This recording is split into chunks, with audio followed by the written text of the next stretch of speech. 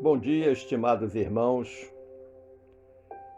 Que a paz do amigo Jesus esteja em cada coração aqui presente, encarnado e desencarnado, balsamizando dores, esclarecendo dúvidas, enxugando lágrimas, fortalecendo a fé. Nossa reflexão desta manhã se dará em torno da cólera, descrita como instrução do Espírito Protetor no item 9 e do Espírito Hahnemann no item 10 do capítulo 9 de nosso Evangelho, cuja temática central é bem-aventurados os que são brandos e pacíficos. Chama nossa atenção, inicialmente, de que neste capítulo, depois da apresentação da base evangélica, pautada em Mateus, capítulo 5, versículos 21 e 22, e das orientações de Kardec acerca do assunto, as instruções dos espíritos colaboradores do codificador abordam a afabilidade e a doçura, a paciência, a obediência e a resignação, para encerrar com a cólera, contraponto dessas 4 virtudes anteriormente citadas. O Espírito Protetor inicia sua reflexão chamando nossa atenção para um fato muito comum em algumas pessoas, que é a dificuldade em livrar-se do orgulho, que a faz presunçosa, achando-se melhor que os outros e não suportando ser comparada a ninguém, especialmente quando essa comparação a coloca em desvantagem, quer em espírito, quer em posição social.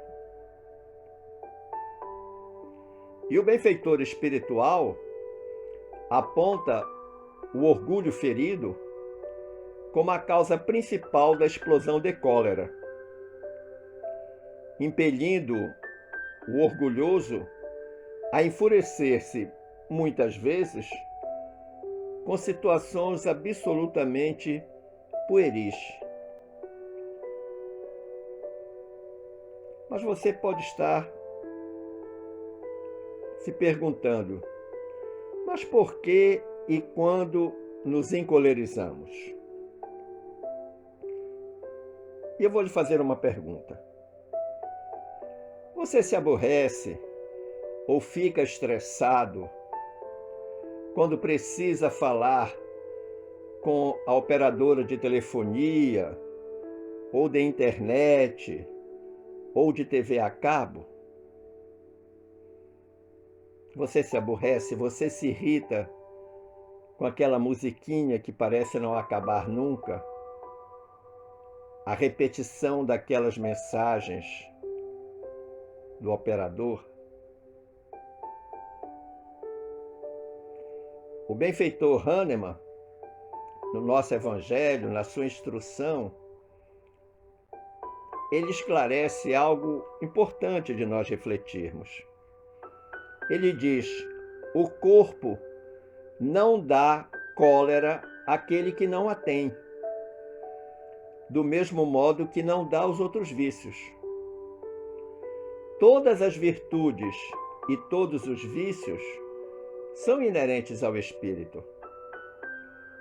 A não ser assim, onde estaria o mérito e a responsabilidade? Então observe, meu irmão, minha irmã, que não é da matéria a impulsão e a explosão da cólera. É algo que a matéria recebe no espírito que nela encarna. Está no espírito esta imperfeição. E o Hahnemann faz uma comparação interessante, a fim de esclarecer melhor isto. Ele diz: o homem deformado não pode tornar-se direito, porque o espírito nisso não pode atuar. Mas pode modificar o que é do espírito, quando o quer com vontade firme. O que é que ele está querendo dizer? Que uma deformidade da matéria faz parte daquela matéria e o espírito não pode consertar isso. Quando muito, o espírito pode aprender a conviver com esta deformação numa grande lição de resignação e aceitação da vontade de Deus. Mas aquilo que o espírito pode modificar, como por exemplo a cólera, ele o fará se tiver vontade firme. E ele prossegue dizendo: não vos mostra a experiência, a vós espíritas, ou seja, está falando com a gente, até onde é capaz de ir o poder da vontade pelas transformações verdadeiramente miraculosas que se operam sobre as vossas vistas? Então ele chama atenção para algo que é fato corriqueiro para a gente. Nós conhecemos isso. Nós sabemos e já presenciamos e conhecemos inúmeros casos em que a força de vontade foi suficiente para vencer aquela imperfeição do espírito, que ele chama de transformações verdadeiramente miraculosas. E ele encerra esta parte dizendo: compenetrai-vos, pois, de que o homem não se conserva vicioso, ou seja, o homem não permanece no vício, senão porque quer permanecer vicioso. Questão pura de livre-arbítrio, de escolha. Não quer mudar, ele quer continuar no vício. E ele diz mais: de que aquele que queira corrigir-se sempre o pode. Então há sempre uma esperança em consertar uma imperfeição, desde que se queira verdadeiramente que se tenha força de vontade para conseguir. E ele arremata com uma coisa óbvia: de outro modo, não existiria para o homem a lei do progresso. Se todas as imperfeições que nós trazemos no espírito, nós as aceitássemos tacitamente e não procurássemos superá-las, nos transformando, nós nunca progrediríamos. Então a lei do progresso não existiria. Ela teria inclusive que sair daquele conjunto de leis que tem lá na parte 3ª do nosso Livro dos Espíritos, que trata das leis morais. No capítulo 14 da obra Encontro Marcado, Emmanuel, pela pena mediúnica de Chico Xavier, diz assim: é assim que vamos vencendo em exames diversos, opondo valores morais entesourados na alma ao assédio das provas. Então, logo nesta primeira parte, ele já faz uma chamada de atenção de que nós, muitas vezes, conseguimos vencer essas dificuldades, estas provas, estes desafios, com esses valores morais que nós já trazemos no espírito, na alma. E aí ele vai apontar alguns valores que estão entesourados na alma, com o qual nós vencemos ao assédio das provas. Ele diz: como sejam paciência na adversidade, resistência na dor, fé nos instantes de incerteza e generosidade perante as múltiplas solicitações do caminho. Então isso é algo real, concreto. Mas aí vem o grande desafio. E ele diz assim: chega, porém, o dia em que somos intimados ao teste da dignidade pessoal. Nós temos os valores morais entesourados na alma, nós sabemos como vencer os desafios, mas chega um dia que virá uma super ultra prova para ver se de fato esses valores morais estão de uma forma segura, eficaz, consolidada. E aí ele diz: seja pelo dardo do insulto ou pelo espinho da desconsideração, somos alvejados no amor próprio. E o amor próprio ferido pode levar-nos a uma explosão de cólera. E ele diz mais: e se não dispomos suficientemente de humildade e compaixão, eis que a altivez ferida se assemelha em nós ao estopim afogueado, de que a cólera irrompe em fuzilaria de pensamentos descontrolados, arruinando-nos preciosas edificações espirituais do presente e do futuro. Então vai chegar o dia que virá uma grande prova para a gente. Grande no sentido de testar esses valores morais que estão consolidados na alma. E ele disse que neste dia, se nós não tivermos humildade e compaixão, com o amor próprio ferido, que isto significa um estopim, acender o estopim da nossa cólera, que vai explodir numa espécie de fuzilaria de pensamentos descontrolados. E aí tudo que a gente conquistou até o presente e o que nós esperávamos conquistar no futuro cai por água abaixo.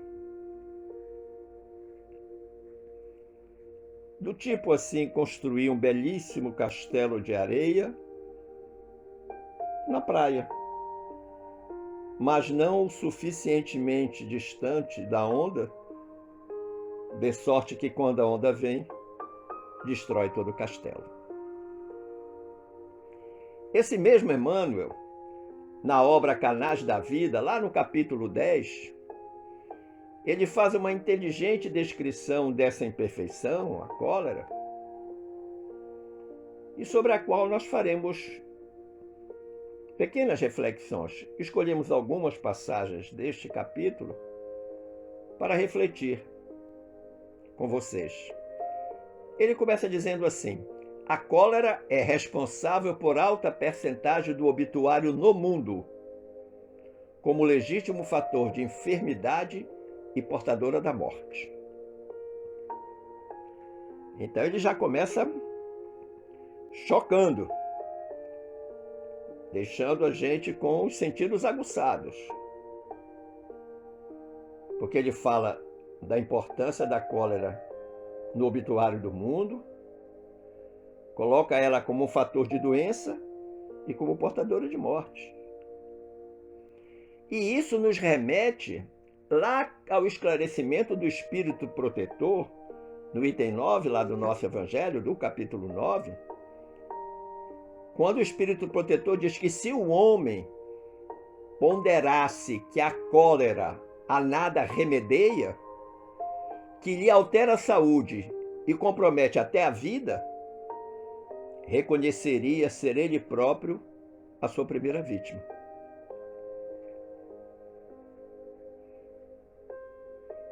Então, o que o espírito protetor disse a Kardec, e que está na instrução,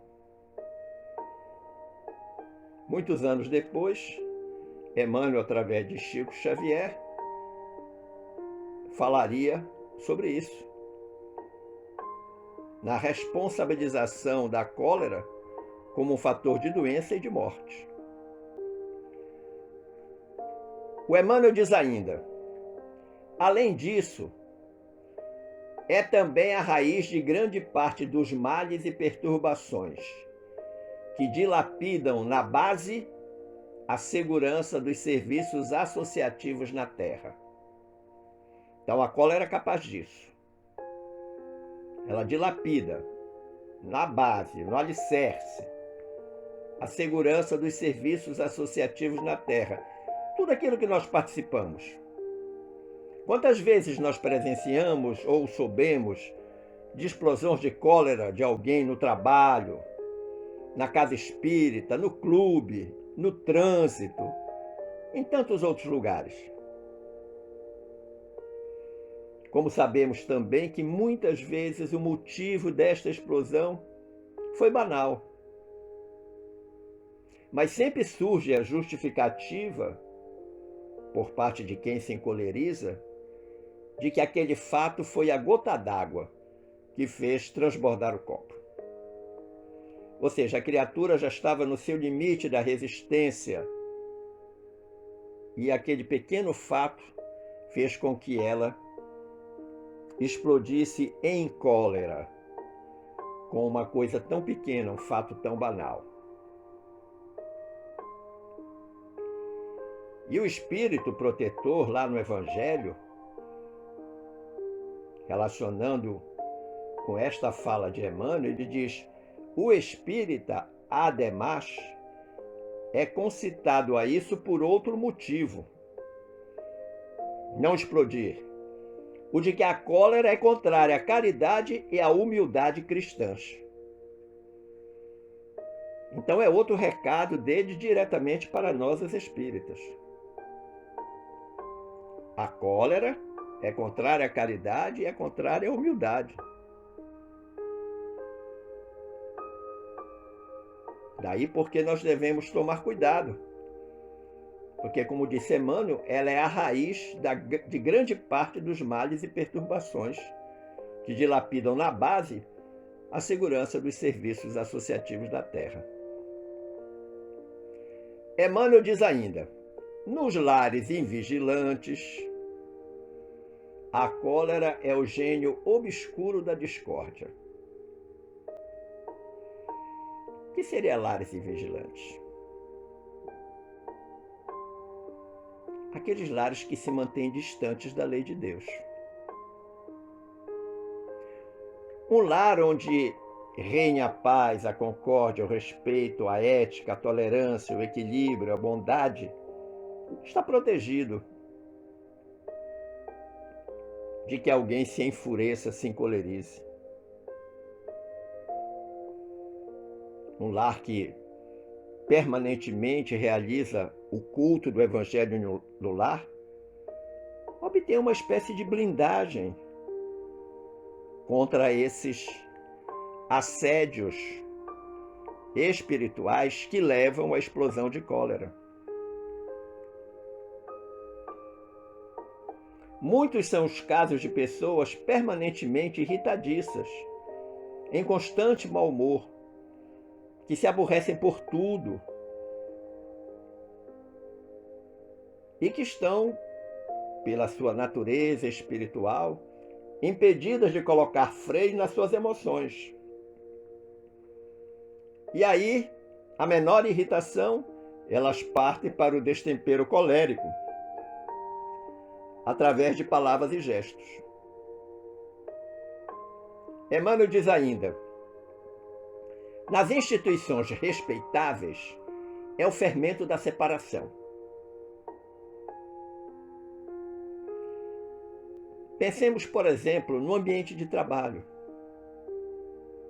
Muitas vezes, em face da acirrada competição entre as pessoas, este ambiente torna-se cenário de lamentáveis conflitos que descambam invariavelmente para a cólera.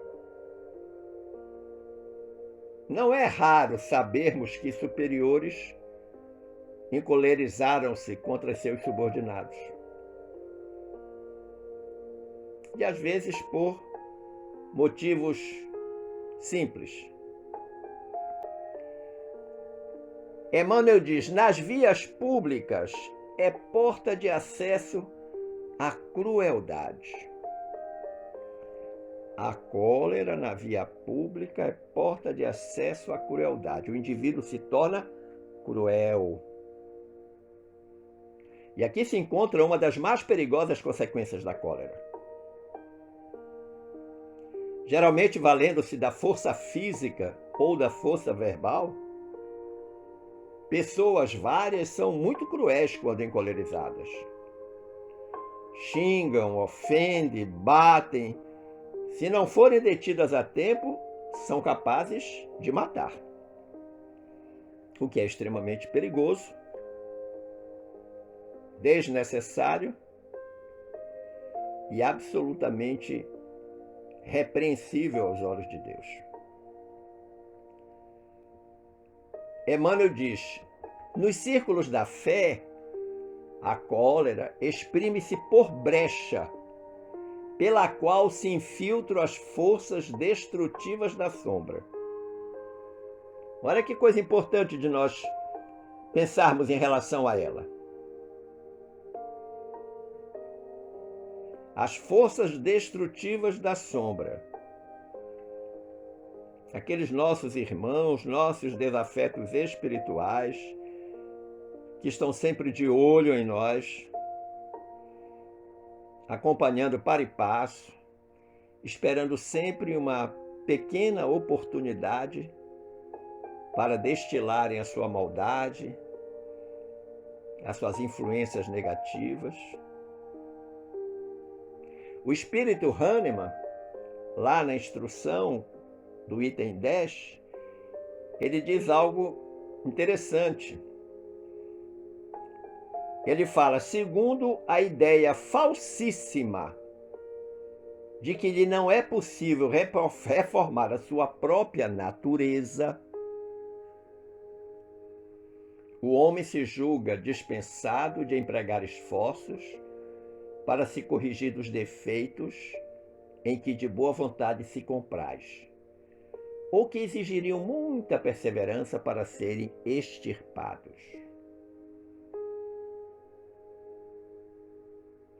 Ideia falsíssima de que não podemos reformar a própria natureza. Sabe aquelas pessoas que dizem: eu nasci assim, eu cresci assim, vou ser sempre assim? Pois é, elas sofrem da síndrome de Gabriela. Tudo pode mudar, inclusive o próprio homem, a sua própria natureza.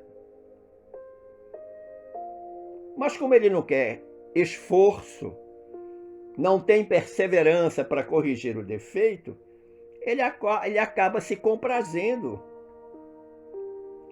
nesses próprios defeitos. E ele desiste porque não persevera. Não tem força de vontade.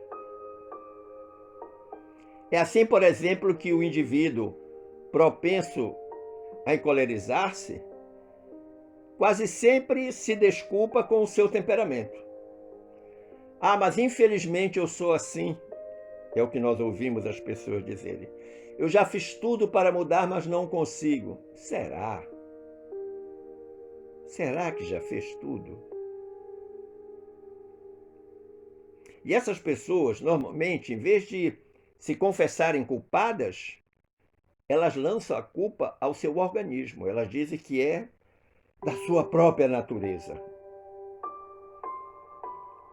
Está em cada célula do seu corpo. E acusa a Deus por ser assim. remetendo para Deus a responsabilidade das faltas que ele comete, quando nós bem sabemos que isso é uma imperfeição do espírito. E o Emmanuel termina essa reflexão dizendo: em toda parte, quando encontra guarida em algum coração impermeável ao bem, transforma-se em suporte de terríveis processos obsessivos, que somente a compaixão divina, associada à bondade humana, conseguem reduzir ou sanar. Então, existem dois aspectos que nós devemos prestar atenção. Primeiro, o do coração impermeável ao bem. Aquele coração fechado. Aquela pessoa que não tem a prática da caridade, que é egoísta, que é orgulhosa. E isto se torna um caldo de cultura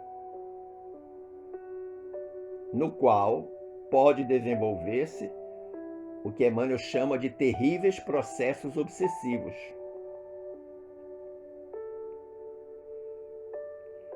Mas, apesar do diagnóstico, há tratamento. E Emmanuel diz que o tratamento se dá pela compaixão divina. Mas aí ele diz algo extremamente importante, associada à bondade humana. Ou seja, se o doente não tomar o remédio corretamente, não vai ficar bom. Se ele negligenciar na utilização do medicamento que lhe foi oferecido, ele não vai ficar bom. Portanto, esperar apenas o milagre da compaixão divina não vai resolver o problema. É preciso que haja boa vontade, bondade no interior do coração para vencer essa dificuldade. Na obra Ideal Espírita, lá no capítulo 66, que é denominado Caos da Emoção, o espírito Valérium, através da pena mediúnica de Valdo Vieira, faz um aconselhamento importante. Ele diz assim: se a luta evoca essa fera da retaguarda na intimidade de sua alma, quem é a fera da retaguarda? A cólera. Ela jaz dormitando no espírito. E aí ele apresenta uma solução. Ele diz: courasse o pensamento na oração, procurando o equilíbrio. Então a oração é algo extremamente importante para que a gente evite a explosão da cólera. E aí eu me lembro daquela estratégia de Chico, quando alguém ofendia ele de imediato colocava um gole de água na boca e orava, não deglutia a água, ele só deglutia a água quando ele sentia convicção de que não reagiria à ofensa que havia recebido. Aí ele deglutia a água, porque com a boca cheia de água ele não podia falar, e era uma estratégia inteligente. Agora não era apenas colocar água na boca. Enquanto a água estivesse na boca, ele estava orando para que o seu espírito não explodisse em cólera, reagindo à ofensa recebida. E o Valério termina dizendo: somente a harmonia pode instalar você na defensiva para acertar mais e errar menos. Então veja que coisa importante. De onde vem essa harmonia? Da oração, da paz de espírito, da ligação com Deus. E é algo que nos remete à ideia de fé. E ele diz: ficar na defensiva. Ou seja, aquela fera da retaguarda não vai conseguir atacar você. E você estando em paz, estando harmônico, você acerta mais e erra menos. É uma consequência natural. De uma forma nada convencional, o espírito Augusto César, através da pena mediúnica de Chico Xavier, aconselhou no capítulo 15, intitulado Carta Curta, da obra Falou e Disse, usando um linguajar que não é típico das obras espíritas.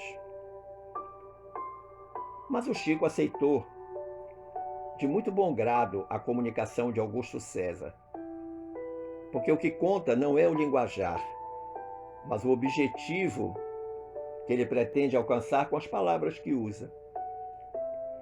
Usando termos absolutamente coloquiais, ele diz assim: quando você estiver no ponto de ficar fulo, com muita raiva, aguenta as pontas e deixa no barato qualquer assunto de largar brasas. Se nós pegássemos esta frase dele e fôssemos tratá-la academicamente, nós diríamos que quando você estiver no limite da sua resistência psíquica, reflita, pense com calma, ore, para evitar qualquer reação intempestiva. Mas ele preferiu dizer: quando você estiver no ponto de ficar fulo, aguenta as pontas e deixa no barato qualquer assunto de largar brasa. Largar brasa é explodir, encolerizar. E ele termina dizendo: em seguida, use as longarinas e tire uma palha.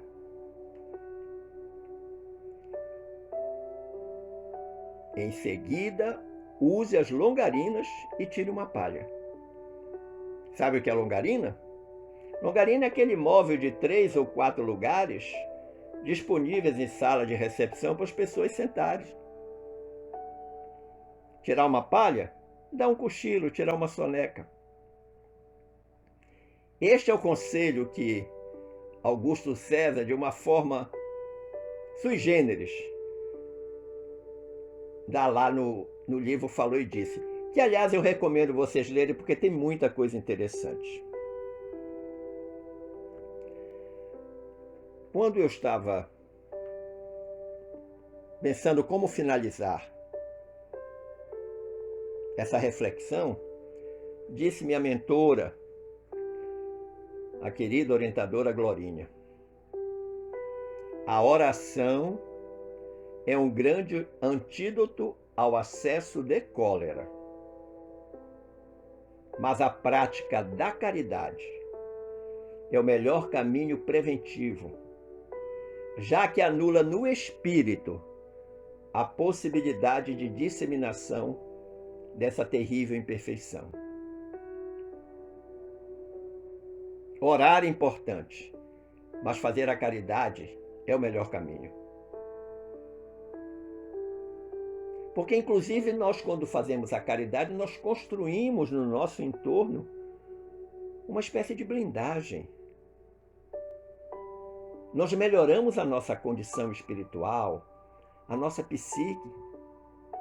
O nosso corpo físico fica melhor.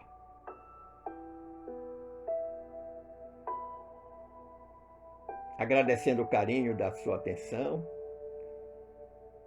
eu peço que pensemos nisso, nesse assunto, e fiquemos todos guardados em paz com Jesus. Um forte abraço.